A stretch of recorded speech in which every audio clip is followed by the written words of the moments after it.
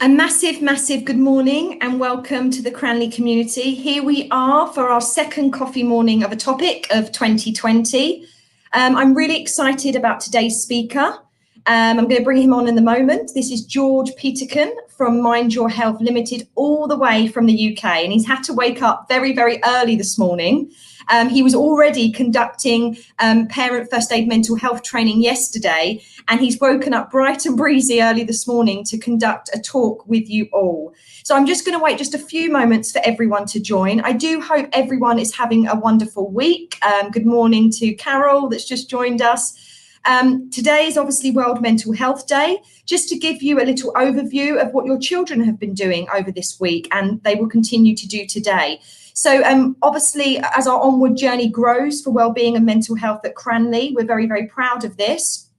And in support with the Cranleigh Community Committee, we're obviously offering parental talks, but let's actually focus on the children right now. So they'll be having assemblies, even as young as FS2. They'll be conducting wellbeing surveys that will help inform us of where they're feeling, where they're at in terms of, the start of the term. And the pastoral leads will have a massive focus in that, and to ensure that we can close the gap on how we can support them even further in these complex and challenging times. They've had lessons on what is stigma, what does that mean to them, again, as young as year 1 and FS2. So we're introducing these terms and concepts from a young age, not to scare them, but actually to inform them and educate them and ensure they have the tools and strategies to navigate these challenging times. So as everyone's joining us, good morning, everyone. I'm going to welcome George. Okay, so George is going to join us. Good morning, George. Morning. Thank you so much on behalf of Cranleigh Abu Dhabi and the Cranleigh Community Committee for joining us very early in the UK. I can see it's still very dark by you. I can tell autumn has hit. It's nice and bright and breezy for us, but thank you so much. Thank you so much for everything you're doing behind the scenes. I know you're going to be speaking to year 7 and 8 students on Tuesday. We're so privileged and grateful to have you as part of our community. So I won't take up any more of your time. I'm going to present your PowerPoint for you now and wish you the best of luck, and thank you in advance. Have a good morning, everyone. Brilliant. Well, thanks so much, Natasha. As always, putting your faith in me. I guess good morning to anyone and everyone who might be watching this today. Just a quick little introduction about me. Yep, George Peterkin. I am managing director. I'm also lead instructor at Mind Your Health Limited. In terms of my own background, I was a teacher for many years. I worked in the prep sector, a couple schools, all boys schools, so very much a very interesting experience, that's for sure. And I myself, 4 or 5 years ago, took a mental health first aid course, and that kind of started my journey into what I do now full time. I decided to become an instructor a couple of years ago. And alongside mental health first aid, I run other things such as safeguarding courses and whatnot. But I'm also training and as a counsellor, a primary focus of working for those within education, not just the children, but also the staff and the parents too. Because I really do believe, like Natasha said, this is a community effort when it comes to mental well-being. So in terms of what we're going to do today, as you can see, the title is all about the mental health continuum, which as a terminology, it may be new to you, but hopefully the concepts may not be. And the reason why I've chosen this today is because it's perfect to go in line with this whole idea of smashing the stigma. So I'm a bit of a technophobe, so I'm sure Natasha will let me know if something doesn't work. But in terms of what we'll be covering today, I'm kind of doing, for those who might be watching who attended the training yesterday and those who are attending Saturday, I'm trying to cram in almost 2 to 3 hours worth of training into around 30-40 minutes. Hopefully it will just be a good taster for those who may be interested in the future, but it will also give you a foundation of these kind of things. So we're going to kind of fly through potential risk factors, early warning signs, and then really focus on this whole idea of stigma and the mental health continuum. And then I'm going to finish off this whole idea of how to provide support, how to listen, and just some general advice about what you can do after watching this live show or watching this as a recording. I should just say we're going to go through risk factors and early warning signs. I want you to look after yourselves. I know you're all watching on behalf of your own children or loved ones or simply friends and family. Please don't self-diagnose. Please don't panic. I should say that if anything comes up today that might have touched you in a way, triggered you, or you're concerned about someone because of what I've shared, now's a perfect time to contact Cranleigh. I'm sure Cranleigh will give you the support you need. So when it comes to mental health, and I have this myself, and I have to correct myself most days. I always think when I hear of mental health, I think of certain things. I think of One Flew Over the Cuckoo's Nest. I think of some of those villains in those comic books who clearly have mental health disorders. But, you know, I am a 90s child, and I always enjoyed Winnie the Pooh growing up. And it's funny that it doesn't matter which generation, which culture I do the training with. When I ask people what they kind of picture when it comes to mental health, it's amazing how many people mention Eeyore from Winnie the Pooh, who is a personification of depression. Now, I don't want to upset some people's childhood memories here, but you may or may not know that actually all of the characters in Winnie the Pooh are to do with mental health conditions in some shape or form. And I think that's part of the reason we're trying to fight the stigma behind mental health, because we seem to think that as soon as we hear this term mental health, it's negative. We need to take back control of this term mental health.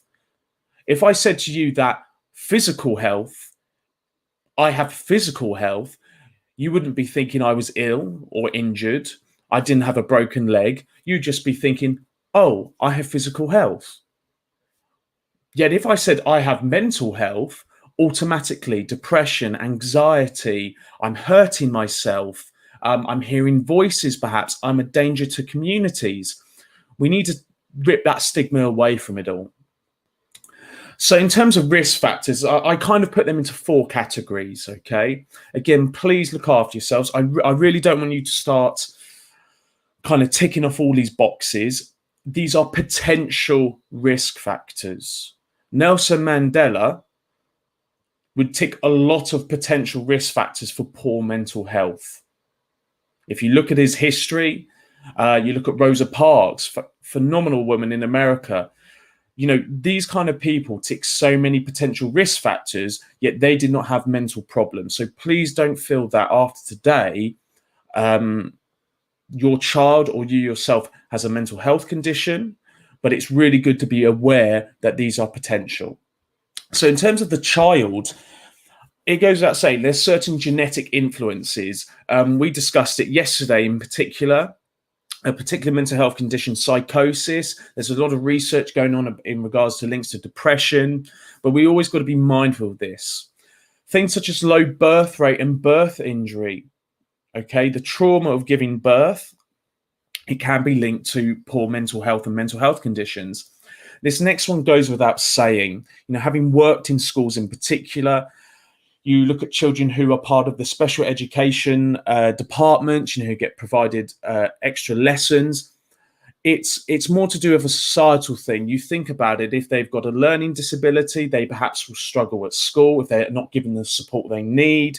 And so this can impact their mental well-being. And then we have such things like specific development delay or neurodiversity. I'm going to put a pin on that because actually at the end of this course, I'm going to recommend a leading expert in regards to this for you guys to watch at your pleasure. And then things such as physical illness, of course, it's going to impact your mental health. If you have poor mental health, it may lead to a mental health condition. Look at us. If you get a cold, you get flu, you've got a cracking headache for a few days, that really impacts our mental well-being. You then also have things like communication difficulties, a difficult temperament, low self-esteem. It's so important. And, we discussed this loads yesterday in the training, particularly linked to eating disorders. Low self-esteem, it builds up your anxiety levels, and then you go and resort to things such as an eating disorder. And it goes without saying that this academic failure as well. I don't really like the word failure too much, but let's just say low performance in academics can, of course, impact your well-being. Now, family. probably this is going to be just as difficult to hear, but again, please don't self-diagnose. But we have certain things such as parental conflict, arguing, and so on. Family disharmony and breakups, inconsistent discipline style. I would like to add to that inconsistent rewards styles as well. We want to build up children's resilience. A failure to adapt to a child's changing needs. I know it must be an awful feeling that one day your baby boy or baby girl was suddenly taller than you and is going out with their friends and things like that. That could be quite difficult to take, but it should also be mindful that as our child develops, our children develop, so should we develop and adapt their needs as well. And then we have things such as neglect and abuse. I think that goes without saying. Neglect and abuse of a child leads to poor well-being. And then parents with a mental ill health or crises themselves. It's not so much genetic, it's being in that environment. It can impact a child. And last but not least, I think this goes without saying, this whole idea of death and loss, bereavement. And I know this sounds quite silly for some people, but a child's first form of bereavement might even be the loss of a pet. And unless you have pets yourself, you might not quite understand how such an impact can have on someone. It would certainly have an impact on me as an adult if I lost one of my dogs. So imagine for a child, their first bereavement might be on a pet. So we need to be mindful of those kind of life events. So we also have school. I'm not just saying this because Cranleigh have kind of employed me unofficially for a bit to do some work, but I think Cranleigh are very much on top of these kind of risk factors. When I trained the staff, at the beginning of September, it was probably one of my most enjoyable days because the staff, we were all on board with the same message when it came to mental health and well-being.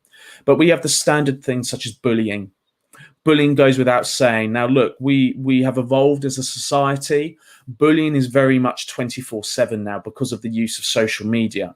So I would say, if I just kind of put my teacher hat on again, social media, I think social media is great. I think the internet, I think technology is great, but everything in moderation, that's for sure. We must do everything in moderation.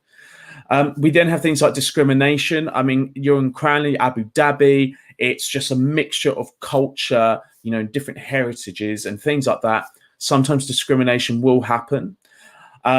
Breakdown, lack of positive friendships. I think particularly at the moment as well with the lockdown, social distancing and whatnot, friendships are strained, and that's natural. But we need to be mindful of this. Negative peer influences in school. I'm going to broaden that out. Negative peer influences on social media. I sound like an old man sometimes, but when some of the children I've talk about the celebrities they look up to, I'm baffled because I know that they're negative influences in their lives.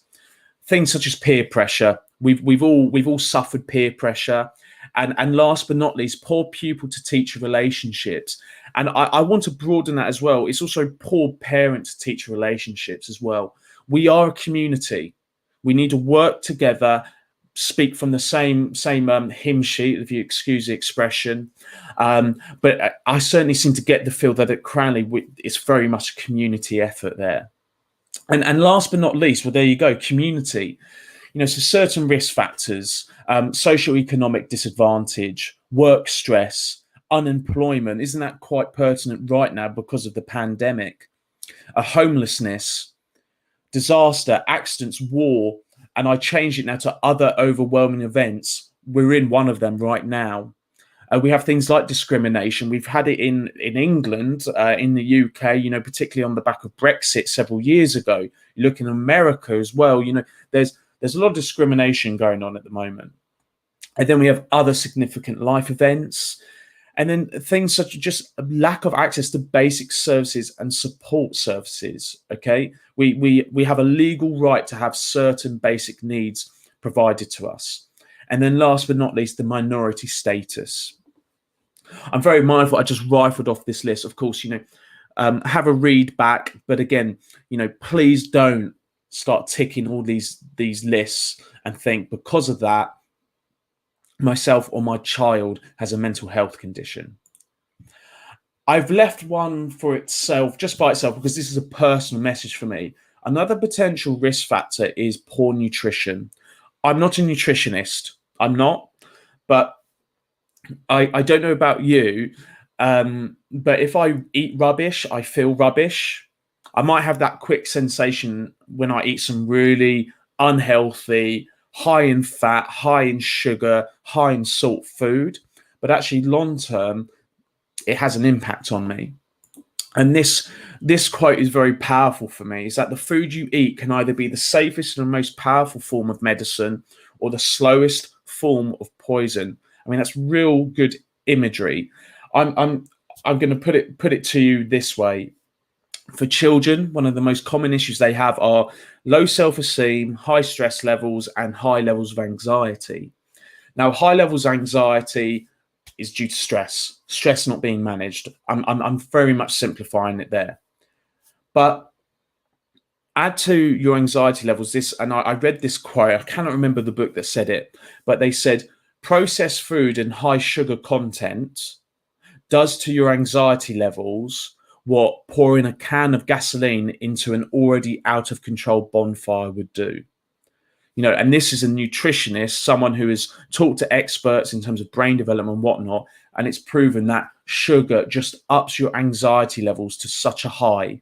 And so your anxiety level threshold gets higher, and it takes much longer for it to go down. So I'm always very mindful of nutrition. However, I balance that with the whole idea of us having a healthy relationship with our food and doing everything in moderation. You know, work hard and you have the weekends off. You know, eat well for most of the week and have your treats. But, you know, it has to be in moderation. So in terms of early warning signs, I'm just going to get them all up for us. So you might be thinking, well, how do I know if perhaps my child or an adult in my family or community may have a mental health problem? Well, they straight away lose interest in their activities. Yeah, I'm a bit of an old man, but I know the kind of activities kids are into. So it'd be online gaming, things like that. Maybe their use of social media. Underperforming at work. It was so good to hear when I was working with the Cranleigh staff last month, how they said that actually their first reaction now when they see a dip in performance from the children is they wonder if there's something deeper going on more than them just not doing the work. It was really refreshing to hear, because we really are trying to modernize our teaching approaches. We have increased anxiety levels, feeling exhausted and restless. And we did a really good exercise yesterday, you know, using an artistic depiction that anxiety levels, when they increase, you see more physiological changes in the person. They start to isolate themselves. And it's quite good for us at the moment. I know it sounds a bit odd, but it is quite good that we have social media. So I tell children whenever I do these workshops, be mindful of your friends' patterns of their use of social media. If they suddenly stop using it or they overuse it, you know, things like a change in behavior through their social media. And this is one of the big ones for me, you know, changes in appetite. Okay. Either skipping meals or overindulging. There are very few things that children are in control of in their lives. They're children, you know, they're learning the world. They're going to be guided by adults, by the community. But one thing they can control is what they put into their body through food. Okay, food intake. It's so important to monitor this. I then talk about things like perception, such as hearing or seeing things. It's not as common in children, but very, very rare. But we need to be aware of that. And that would go under episodes of psychosis potentially. And then we've got things like signs of hurting himself or herself. That's not just physical. That could be psychological or emotional or even social. Cutting themselves away from their friendship groups on purpose. And then, to be frank, you know, we are human beings. We are animals in nature. A reduced or increased interest in relationships, you know, if they've always been interested in that girl or boy and all of a sudden they're not interested in anyone, that can be an early warning sign. So let's move on to the big thing. I'm mindful I was kind of my typical way nattering on, as it were, on that stuff. But this whole idea of identifying mental health conditions is all to do with stigma. So stigma is basically just a negative viewpoint on a certain aspect of someone's life. Okay, so we have huge stigma in society when it comes to mental health. 100 years ago, we were still putting people in straitjackets and padded cells, just chucking medicine down their throats to deal with things. But we have this social stigma, and we do this great exercise during the training. It's always a lot of fun. We ask people to do positive words to describe mental health and then negative words. And it goes without saying that the negative words list is much, much longer than the positive. I want to give an example to you guys. Again, I'm mindful that you guys are in the UAE, but as you know, I'm from England, from just outside of London. And my family are big sports fans, in particular big boxing fans. And there was a terrific local boxer called Frank Bruno from the 90s. He even fought Mike Tyson at one time, a London lad. And unfortunately, he's been diagnosed with bipolar disorder. And the newspaper article, when he was diagnosed, the newspaper headline on the front page said, "Bonkers Bruno." And this was in the 90s. Now, if this happened now, no newspaper would ever do a headline like that. It shows how we have developed, how we're slowly working out of this whole idea of the stigma behind it. You know, we have so many people coming forward to talk about their mental health conditions. I have to use boxing again. Tyson Fury, world champion, heavyweight world champion, bipolar disorder, had depression, you know, was harming himself in certain ways, you know, and he's so open and honest about it. And this is one of our big things we should start doing. We need to start challenging these stigmas. We need to start challenging the vocabulary people might use. But then because of this social stigma, we also have self-stigma. And this is what I'm telling you. This is what is stopping children coming forward to talk about if they have difficulties, because they're worried, because everybody has this whole idea that mental health is a bad thing. They're worried that if they come forward and share how they're feeling, they'll be treated badly, they'll be laughed at, they'll be judged, or might even be treated like a criminal. You know, like I said, they might be watching these films or hearing things where you get put into hospitals and you're never left out. You know, so we have to challenge stigma wherever we see it. And we have one big stigma, huge stigma. Perhaps not above it all, but it's a very strong one. And I link it to the continuum of mental health. Mental health continuum implies that your mental health is always moving. It's on a continuum. It's up and down. It's over and out all the time. Think about your physical health. In fact, no, I'll talk about mental health first, and then I'll compare it to physical health. But on the right here is our continuum, and our mental health could be put into 4 categories. Our top right, that's where we want to be, isn't it? We want to have good mental health and no mental health condition. I hate to use the term, I use it in air quotes, normal. That's where we want to be. We want to be in that top right. However, we have this huge stigma of we're either going to be in the top right or we're going to be in the bottom left, okay? Or basically, we're either going to be here or here. Over here, we're normal. Over here, we have poor mental health and we have a diagnosis of a mental health illness. So you may have been diagnosed by a doctor with depression and you are the equivalent of that Eeyore character from Winnie the Pooh. One or the other, okay? That's a huge stigma that we have. It's one or here, absolutes, as someone might call it.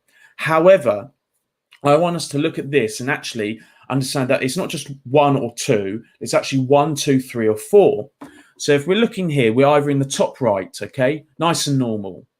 We could move down here and we could have a low level of mental well-being, but have no mental illness, not be diagnosed. So I'm going to give you an example. During this lockdown, I don't know about you, I'm happy to share this. I've probably been in the bottom right more than the top right. Why? I'm stuck at home. I've wondered if I'm going to have work. I'm not able to do as much exercise. I'm not able to get as much fresh air. I'm not able to see my friends. You know, I've got the fear of the unknown. This is all new to me. It's new to all of us. Now, and so I had poor mental health. I had a low level of mental well-being. Did I have depression? No. Was I diagnosed by a doctor? No, I didn't need to go to a doctor because actually I was just having a low moment. If I could just make this more relatable to you guys, your children, or if teachers watching, your students, maybe before the exam period or during the exam period, they might be in the bottom right a bit. They've got a low level mental well-being. They're stressed. They've got to do exams. They're working hard. Things like that. Broken up with their girlfriend or boyfriend. They're going to be down here. Or they might be up there. Who knows? Depends on what their ex was like. But do you know what I'm saying? That we can move up and down. You can have a low level of mental well-being and not have a mental health condition. And this is one of my pet peeves, is when someone who is feeling a bit low, a bit sad, will say, "Oh, I'm so depressed." We need to take back that word. As a first aider, and I explained this yesterday, if someone said that to me, I'd be saying, "Are you depressed? Have you been diagnosed? Would you like to talk about it?" And so many times I say, "Oh no, I'm not depressed. I'm just a bit low at the moment. I'm just a bit run down." And we need to challenge that. And I just want to say this before I move on to the other side of the continuum. It's okay for children and people in general to be in the bottom right. That happens. We can't always be in that top right. Life happens and we do move down here, but we need to get back up there. We need to get back up there by doing a bit of self-care, add a bit of patience and a bit of resilience. So let's move to the left side of this continuum. I've talked about this side, the bottom left. I'd rather talk about the top left. How many of you realize that actually people can have a mental health diagnosis, but actually have an excellent level of mental well-being? People think that's contradictory. Let me put this to you, Tyson Fury. He has a a health diagnosis of bipolar disorder. That's never going to go away, bipolar disorder. There's no cure. But he has an excellent level of mental well-being for many reasons. In his case, he takes medication, I presume, for bipolar disorder. He eats well. He's a boxer. He trains. I believe he's a churchgoer, so he has spirituality, which helps him in its own way. But most importantly for Tyson Fury, he has two things that allows him to have an excellent level of mental well-being. He has therapy, so he's talking to someone about this, and he has the support of friends and family. And the most simple things are the most effective when it comes to mental well-being. And there's nothing more effective than support from your friends and family. It's as simple as that. So I hope that makes sense in terms of this continuum, and it knocks away some of that stigma that we have. And I'm going to be doing this with the children next week, but in a more approachable way for their age group.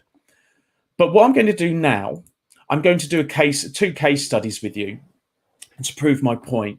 So we've got Emma here. Emma, she lives with her dad and she has two younger siblings. And when her first sibling arrived, Emma was very happy and she enjoyed helping to take care of her baby brother. When her second baby brother was born, Emma's mum was diagnosed with postnatal depression. Do you remember what postnatal depression was like 20 years ago? We've developed that since then, haven't we? Emma's mum left last year due to her depression, and dad is now left to look after the children. Understandably, Emma is now distraught and is hurting herself, with GP diagnosing her with depression. Her concentration at school was poor and is now isolating herself from friends and family. The first signs that brought Emma to the teacher's attention was her change in behaviour and decrease in efforts in class. So poor Emma, I mean, she hasn't half been put through it. But Emma, at the beginning of her story, she was in this top right. She was in a really good place. She had baby brothers, she was happy, things like that. But unfortunately, things happened in Emma's life. Okay, she had two younger siblings. At some point, perhaps she didn't have as much focus and concentration from her family. It's natural. You've got babies in the family. They need to be cared for as well. Her mother also was diagnosed with postnatal depression. And do you remember earlier I talked about how your family surroundings can impact your well-being? I'm sure with her mother going through what she was going through, Emma picked up on that, picked up on the energy, picked up on low moods in the family home. So perhaps Emma started to slowly go into here. And if she wasn't already in here, she's certainly going to move directly in here when her mum leaves. Poor Emma, she certainly has a low level of mental well-being now. Dad is alone, looking after the three children. Who knows how that's impacted Emma's life? And then eventually, a teacher notices how Emma's getting on. This teacher notices that her change in behavior. Now, she might go into a really low mood, or she might get really angry. She might get really tired. She might get really emotional. I really hate that expression, but you know what I mean. She gets very snappy. She starts snapping at people. She laughs at the misfortune of others. Basically, it's just a general change in behavior from nice, young, sweet Emma. And this is really important, wasn't it? The decrease in efforts in class. Teachers, and I always say this, the teacher's greatest strength is them knowing the students. And I always say to teachers, trust your gut instinct on a child's well-being. So this teacher approaches Emma, and they agree to get her the professional help she needs. And she's now down here, unfortunately. Why? Well, she's been diagnosed. So she's on the left side of the continuum. She's been diagnosed with depression. And by the looks of this story, she's still here because she still has poor or low level of mental well-being. You know, the family situation, school not going right. But she will go up to this top left. How? Well, she's already on the movement up to the top left because she's getting professional support. She's getting support from her GP. She's going to probably go and get counselling, so a certain form of child therapy, perhaps through art therapy or play therapy. Perhaps they're going to support Emma's dad a bit because they know he's a single parent looking after 3 children. But most importantly, because a teacher got involved, the school will be supporting her. And this is one of the things that surprises people. When we talk about professional support, we don't mean just doctors. We mean schools as well. Schools have such an impact on a child's well-being. So Emma will move to this top left. And who's to say that Emma can't move to the top right again? Her depression might be dealt with time and patience and love and care. She doesn't have to necessarily stay here. She can move to that top right again. So we're going to do one more story.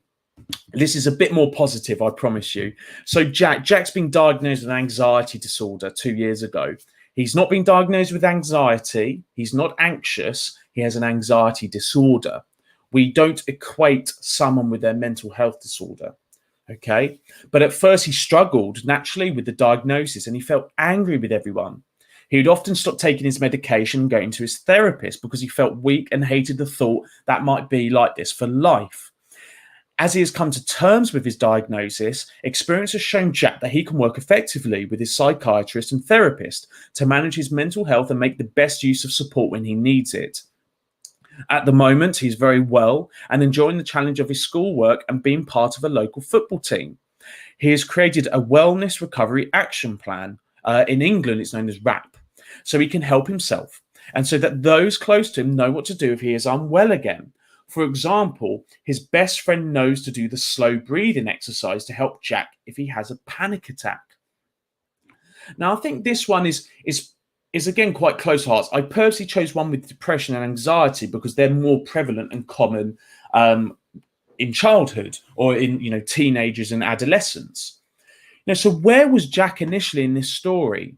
Well, he's been diagnosed, so he's on the left. Okay, somewhere on the left here, either up here or down here. But he struggled at first. He felt angry. Well, a low level of mental well-being doesn't always have to mean sadness. It could be anger as well. So he's certainly somewhere in this bottom left quadrant. He wasn't taking his medication. He wasn't going to his therapist. He felt angry with the world. He hated that he thought this might be for life. That idea that he thought it might be for life, that's stigma. That is a self-stigma happening there. We need to get this idea across people that mental health is not just poor mental health and mental health conditions. They're not just treatable; they are curable. There's a high success rate. People will go through bouts of depression, episodes of psychosis, and come out the other side 100% again. So he was certainly in this bottom left. But he soon came to terms with his diagnosis. He worked on that stigma, okay? And experience showed to Jack that he could work effectively with his psychiatrist and therapist. So by the sounds of it now, he's enjoying the challenge of schoolwork. Well, if you enjoy something, you've got positive mental health, haven't you? So he's moving up here. He's now being part of a local football team. We are pack animals by nature. I always advise people that they do a group activity every week. He also has a recovery action plan. So that actually will give him more positive mental well-being, because yes, that acknowledges that he might have a bit of a wobble, shall we say, but he has a plan in action. He knows that actually, if things do go bad again, I've got the support here with this action plan. And I thought this was very sweet, and I really like this bit. His best friend knows how to support him as well. And like I said earlier, the number one form of, to boost someone's positive well-being, family support, friend support. I'm really excited about doing next week, year 7 and 8, all of them coming together. We're working on a generation here, aren't we? To get them all focused. This whole idea of that actually, this hashtag, it's okay to not be okay. And last but not least for me, for a panic attack here, the most simple ways are the most effective. A slow breathing exercise. Okay, a slow breathing exercise. On my course, we had a really nice chat about how we deal with panic attacks in a nice modern way, which even the army use. So if even the army and St. John's Ambulance in the UK are encouraging it, we should be doing it as well. So I hope that makes sense about the mental health continuum. I think we've only got a couple more slides to go. And this is all about how to provide advice and support. I don't want to teach you to suck eggs. I don't. You're all parents, or you're good human beings, you're compassionate and whatnot. But it's really important that when someone is sharing how they're feeling, their pain, what's going on in their lives, it's so important that we're non-judgmental. And I know how difficult that is when you're doing it with loved ones, because even if you want to praise them or say, oh no, but you're doing great, what do you want to, come on, it doesn't matter. It's their journey, it's their experience. And I always use this statement. I can see what an impact this is having on you. I don't get what you're going through, or I don't quite agree with it, but I can see what an impact it's having on you. And I want to help. Doing things like that. Being non-judgmental, it shows by how we look. And it's so hard, isn't it, that when we're listening to one of our children, to not have our mum and dad face on or teacher face on. We need to be listening to them, human to human level, on these kind of things. And, as my mum used to delicately say growing up, we have 2 ears and 1 mouth for a reason. We need to listen more. And this is really key. We too often listen in order to respond rather than listen to understand. Okay. So in terms of how we do this, we want to give our child plenty of time. We don't want to interrupt them. We don't want to put words into their mouth. We want to listen carefully to the words spoken. And we want to reflect this back to them. If we reflect back exactly what they've said to us, the terminology, the vocab they've used, it shows that we've listened. We want to maintain eye contact, comfortable eye contact, express that empathy. I can see what an impact this is having on you, for example. Again, be aware of your tone of voice. We talked about this with the teachers. We all have our teacher voice. I had my Mr. Peterkin voice, but then when I dealt with a pastoral issue, I put on my George Peterkin voice, my human to human kind of communication voice. We want to keep that open body position. I naturally sit like this with my arms crossed. I'm not judging anyone. It's just my protective pose. But for someone, if I'm doing this, that already has some kind of authoritarian style to it. So we want to be open.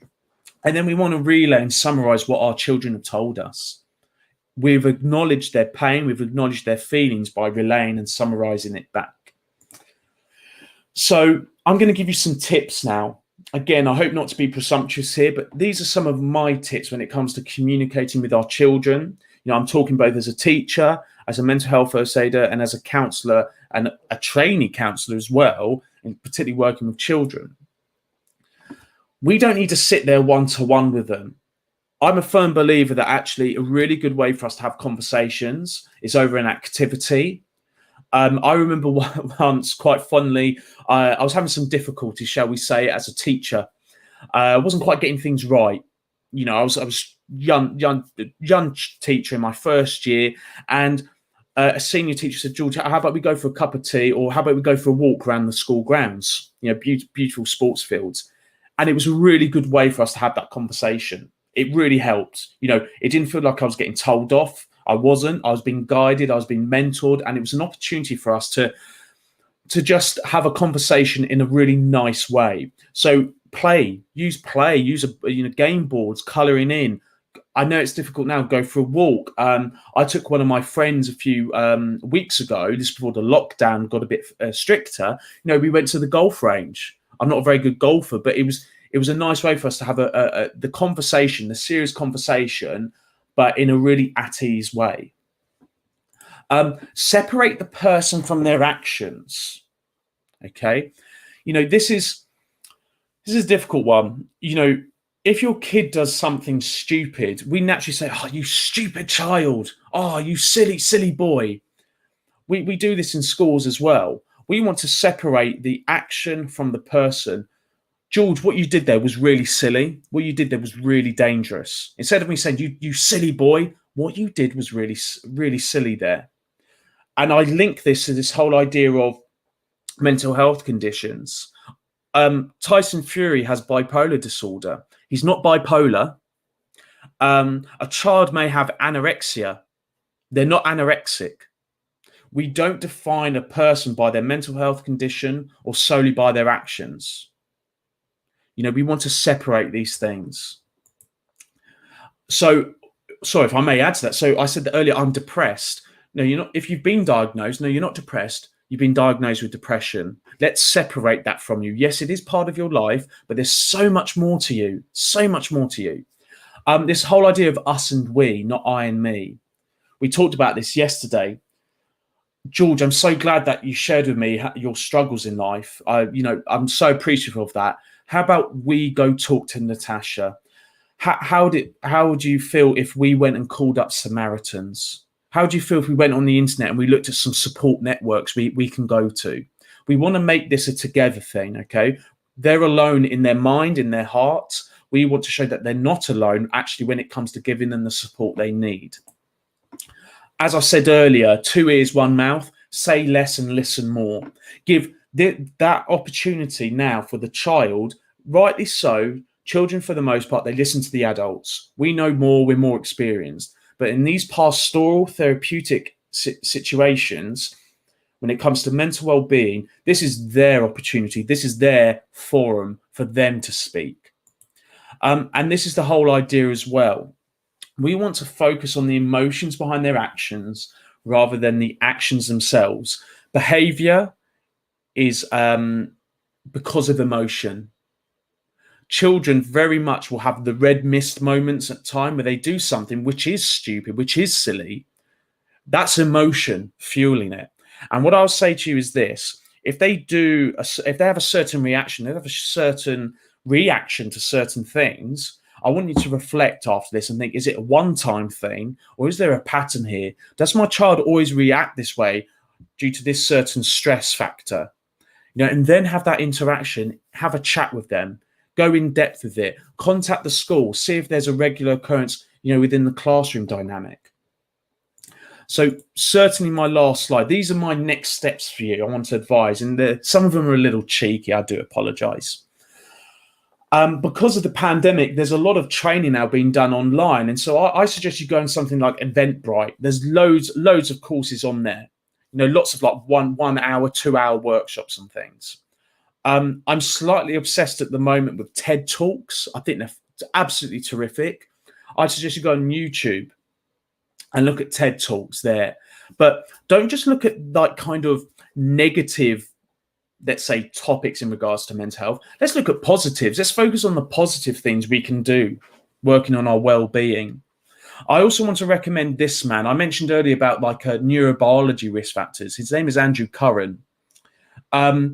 If you YouTube him, for some reason he has his own music album, which is a bit odd, but good for him. But he's actually the leading neurobiologist in adolescent brains. Okay, he does terrific talks about brain development in children and how biologically they need to take risks, but there are ways that we can tap into their brain waves, as it were, to show compassion and to show that we care and we love them. And he talks so much about dopamine and serotonin levels and such things. If I'm being a bit cheeky to wave the flag, perhaps you want to do some mental health first aid training. Again, let's approach mental health in not just one way. Let's approach it in lots of different ways, okay? And most importantly, I want a bit more self-care from all of us. You know, it's quite a vivid image, but we do use this. Airplane masks. You have to put yours on first before you put on masks of others. Why? Why on a plane you'd be thinking, but there are other people here who are more in need? Well, we're not going to be able to help anyone if we don't look after ourselves, okay? It is not selfish for you to take half an hour or an hour to yourself every day or every few days or even once a week if your timetable's that hectic. Take a bit of time out for yourself. Go for the walk, do exercise, have that treat meal, read a book, do that hobby you haven't done for months. It is not selfish. We need to be in the best shape ourselves in order to help those around us. And I think that's it from me. It absolutely is. Yes, look, obviously, a huge thank you for logging in and listening. I hope you've got something from it. But I guess I'll leave it to Natasha now to do her kind of admin, as it were, and any potential questions. I just want to say, you know, while I'm thanking you, please do, those that have joined us, you know, don't sit behind your devices and feel you can't ask George anything. You know, we are an open community at Cranleigh, and please do utilise him. He's here with us. He's woken up very early, so please do put your questions in. I just want to say, George, I actually felt that very moving. Maybe because it's coming close to half term, and myself, I feel a little bit tired.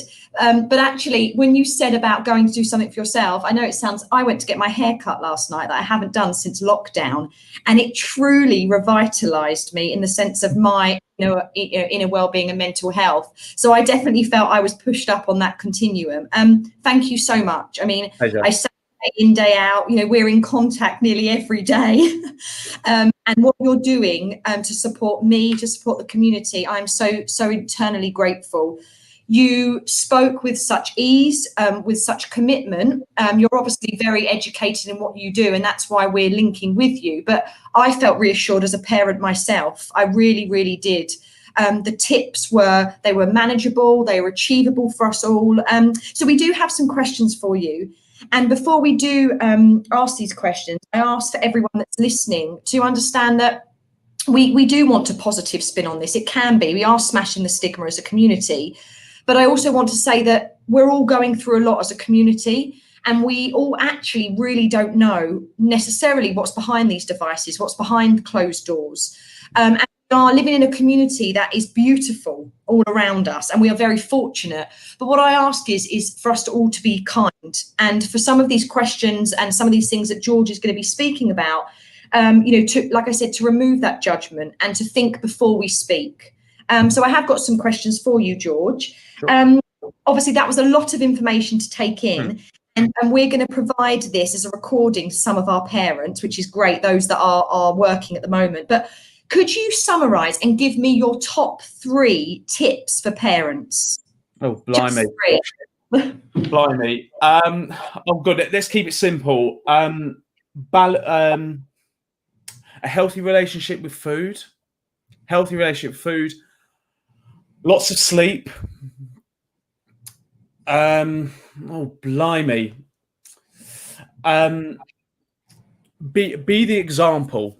Be the example. And by that, I mean, I do a lot of training with teachers, and we all kind of agree that actually there has to be a line. I'm the adult, you're the child. But actually, we also need to be that example in terms of sometimes saying, actually, you know what, kids? I had such a bad morning. I went to the lunch queue and I had 2 puddings today. And I said, and you know what? That was okay. That's what I needed. I think we need to be the example a bit more to our kids to show that actually it's all right to sometimes have that kind of dip into that bottom right and to acknowledge it. So that would be my 3 tips. The first 2 are quite cheeky, but I mean, seriously, getting some sleep and having a balanced nutrition, you know, a healthy relationship with your food, it makes a hell of a difference. So yeah, so that's what I would say.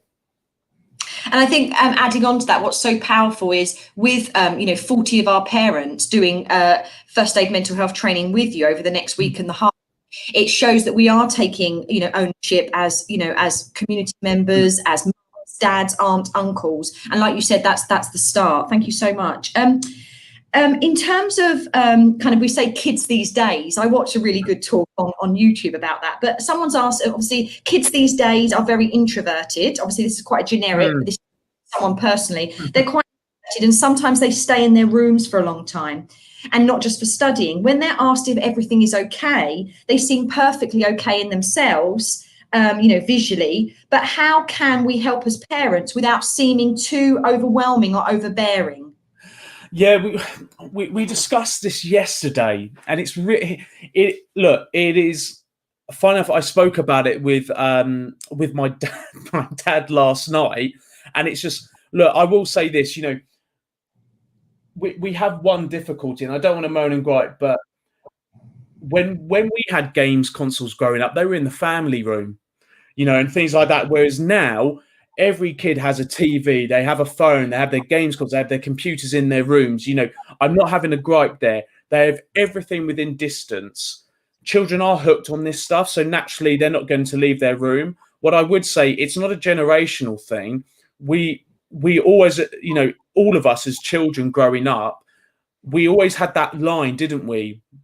Kind of blocking us from our parents. What I would say is this: one of the parents said yesterday, they're saying they're all right, and I think they probably are. So what do I do? And I always turn around and I always say this to the kids when I was a form tutor in school, and just say, look, I said, we seem to be doing okay, kids. I said, but you guys know, I said, these are, my office hours are 7:30 till 4. I'm here. I said, you guys, you can come to me and have a chat. And that's my first message I say to parents. I said, your kids will get annoyed. They're going to snap at you because they're kids and your parents. Just make them aware that they can always come to you and have a chat. But I'd also have that dialogue with them and say, well, look, I know you may be at the age you don't want to talk to your mum about this. I said, but, is there a role model for you? What about a teacher at school? What about Mr. Peterkin? What about Miss Williams? I think a lot of these kids, they do want to talk about this stuff, but they almost haven't been given permission. I know that sounds a bit odd, but it's that kind of, just us kind of saying, hey, mate, maybe over dinner, say, hey, look, I know you don't always want to talk to me about this stuff. It could be embarrassing, but I'm here for you if you ever want to. I said, but, you can always go talk to so-and-so. That's what I would do. Yeah. And I think what happens is even as me as a parent, you kind of, you ask it once and then you avoid it because you also feel that awkwardness. But I think as you go back to your point about being role models, we have a responsibility for our community, our loved ones, and our children. And without being, it's not pushy. We're doing our duty of care, and we do have to, even if we change the tone of what we say or the language of what we say. Or in what time of day, if you're saying it just before they go to bed and they've already had a tough day at school. So I think if we put all those factors in place, we've just got to keep asking and keep saying it, because it could be that one time that we don't ask or we don't say something could bite us. I mean, I'm trying to keep positive, and I always do, but I do the safeguarding training, and the big rule is this: what if instead of if only? The last thing we want is that for that one time where we don't ask them again or see how they're getting on, and that is the one time. So yeah, but like I said, don't say it the same way every time. Change it up, but persevere. It's tough as parents, it is tough with your kids, but do a good job. You are, if you're watching this, you're on board with it all.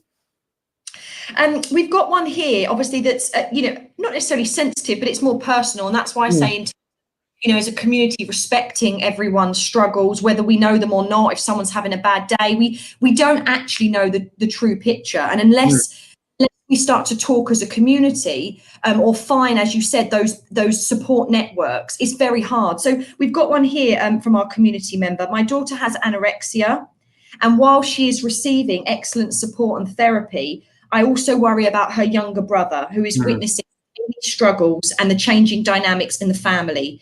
How can we best support him as well? Well, first off, I am sorry to hear that. It's tough. anorexia nervosa, it's a tough one. We discussed this yesterday. You know, statistically, it's more girls than boys. So again, I'm being very mindful because this is a live feed and I can't give so much professional, you know, the therapeutic advice. What I would say is this: follow the medical advice that you have received, because at the end of the day, anorexia nervosa, there are serious medical implications. If I could throw in just a few little tidbits, I'm speaking as a man here. I'm speaking as someone who's worked in boys' schools, and you know, it's hit me, that bit about the young boy. As a family, and I'm trying to do this a bit more as well, my own family, talk about health. You know, we need to have a healthy relationship with food. You know, so that's not just the eating of it, but it's also the discussion of it. Throw away the words diet. I hate that word. I hate the word diet.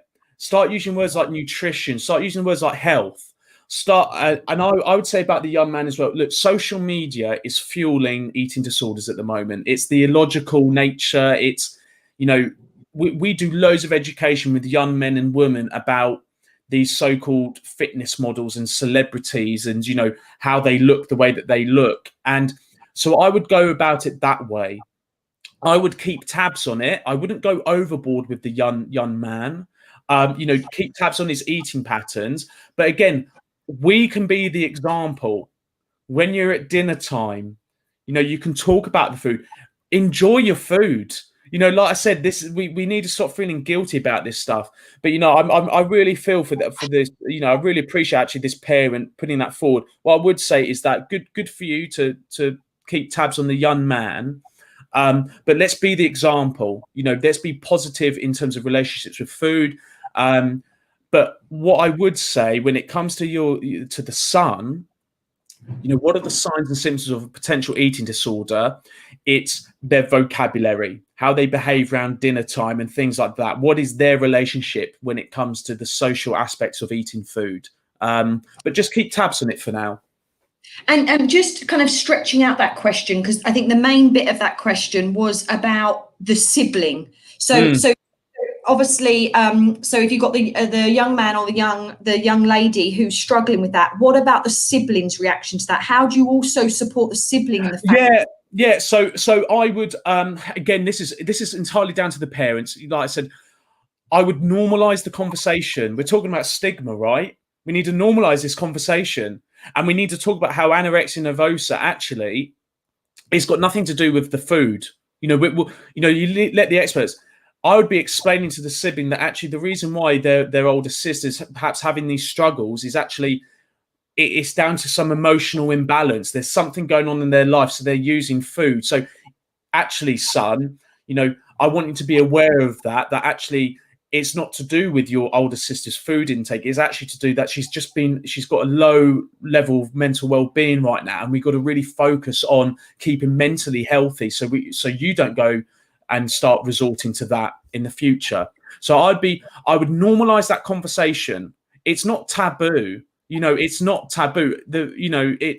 Let's normalize this because it does happen frequently. You know, you and I both know, you know, there is confidentiality, even though we're online. You know, there are so many children we have worked with over the years that have signs of an eating disorder. Let's normalize it. And I would say my little thing, she's not, and I'm sure they're not doing it. She's not anorexic. Let's separate that eating disorder from her. She's a human being. And I would definitely say picking up on the normalizing language. I think we're trying to do that as a community, and the UAE especially in Abu Dhabi, the services around that we have, you know, connected with, they're really trying to, you know, I've been here 7 years and I'm seeing the growth in the language, in the journey that we're maybe different to the UK, and not comparing, but we are on this journey where we're starting to normalize this language, even in the corridors. You know, when I'm talking to children, we're able to speak about it more. And I do think the key point that parents need to take, that if they are dealing with something with one of their child, that the sibling is part of that. The family are on this journey together, and by normalizing it, we are pushing the stigma. It's not going to be counterproductive or less supportive of that child that is dealing with that mental illness. And I think that, because as parents and as teachers and community members, we want to protect, is our instinct. But actually, we could be counterproductive if we are starting to hide things under, the carpet, or go, oh, well, let's talk about this with just this person and not actually relate it to everyone else, because that's how we can be preventative. Absolutely. And I mean, if I throw my last in, there's I'm not sure if the website's up to date, been updated lately, but there's a website called Men Get Eating Disorders Too. Now, look, statistically, the numbers far out, more balanced towards women. There's huge social reasons for that. We could talk about that all day. But this man in Brighton talked about how he had anorexia nervosa, and we watched a video of his yesterday. But he has a website called Men Get Eating Disorders Too. So if there are any parents watching, think it's a very unique website, because it gives a perspective on this in terms of how men feel about it, and what a man would have liked to have been told, in regards to this growing up, because I was growing up with the stigma that eating, they're a girl's thing, so it's that. So we need to normalize this stuff, completely. I think we're all wrapped up with our questions, unless there's any more coming through. Please do complete the feedback form. It's helpful for us as a community in the speakers we get. It's really helpful to George. First of all, I just want to say good luck to those parents who are doing training with George on Saturday. I know you'll find it just as fulfilling and wonderful as I did with the training and the first group of parents. There will be more opportunities for training for parents, hopefully in term 2. So we'll be discussing with George with that option. And we're very excited to welcome George back on Tuesday, doing the live stream for years 7 and 8. And parents are welcome to join with their children in watching that as well. So the last thing I have to say, George, it's been an honour again. Thank you so much. Well, thank you. Your words are so authentic, they're so truthful, they come from obviously a lot of education and all of your experience, but what's so important is they do come from the heart. So thank you for everything you're offering for our community, from me personally and from Cranleigh Abu Dhabi and from Mr. Wilson, our principal. I wish everyone a wonderful weekend in advance. Please do get with the CCC or myself if you would like more information about the training or want to get in touch with George yourself. And I do hope you have a wonderful, safe and enjoyable weekend. Thank you once again, George. Thank you. Bye.